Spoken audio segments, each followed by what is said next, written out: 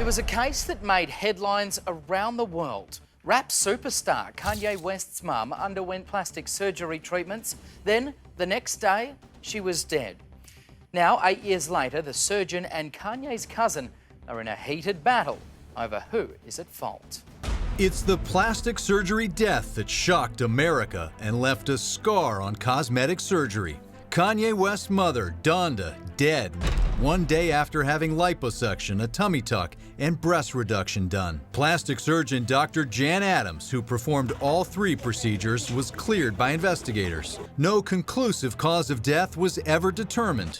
Now, almost 8 years later, comes this headline-grabbing finger-pointing from Dr. Jan Adams himself on the Daily News Online.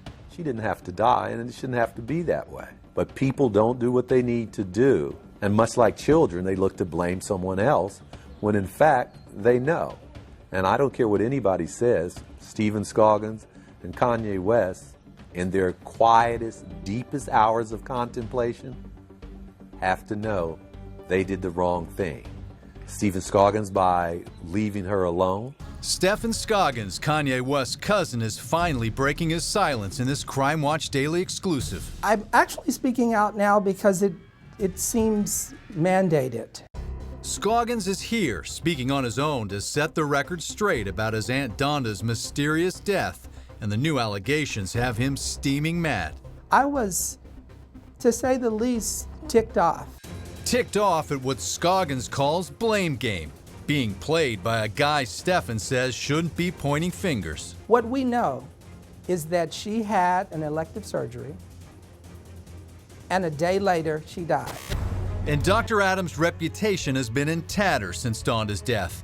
And now he's claiming Scoggins, who is a registered nurse, was in charge of her post-op care, and he left her side to go to a family baby shower. It's just a damn lie. And Scoggins says he's got the smoking gun evidence to prove it. Emails he exchanged with Donda the night before her surgery. Don't hesitate to let me know if you need anything. Emails that he's sharing publicly for the first time ever, right here on Crime Watch Daily. This is the part that I feel as if she's speaking from the grave.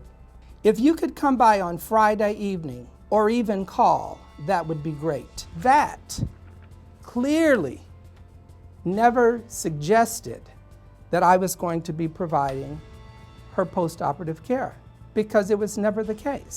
Scoggins says he was there with his aunt when she came home from her plastic surgery and stayed with her throughout that first night. And he says the next morning, everything seemed fine. She even said, "Child, if I had known it was gonna hurt that much, I would have just wobbled my big ass around Hollywood." We laughed and talked and ate breakfast. I left. Before leaving, I said, "You know what, Aunt Donda? I think I'm gonna come back tonight." She said, "Oh, I would love that." Do you have any regrets about not staying that day?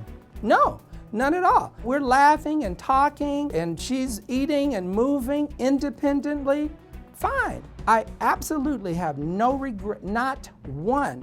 Scoggins says Kanye and the family have never blamed Dr. Adams for Donda's death. Never, never. Here, if we don't know what happened, how could we? And he says Kanye definitely doesn't blame his cousin. We've never had a crossed word, never ever. Scoggins, who was also cleared by investigators, says Adams targeted him with false claims of negligent care because he's a desperate doctor still trying to do damage control almost 8 years after Donda West's tragic death. If Dr. Jan Adams sees this interview, do you have a message for him? I wouldn't waste my time with a message for him. So, who do you think is to blame in the death of Donda West? You can sound off right now on our Facebook page.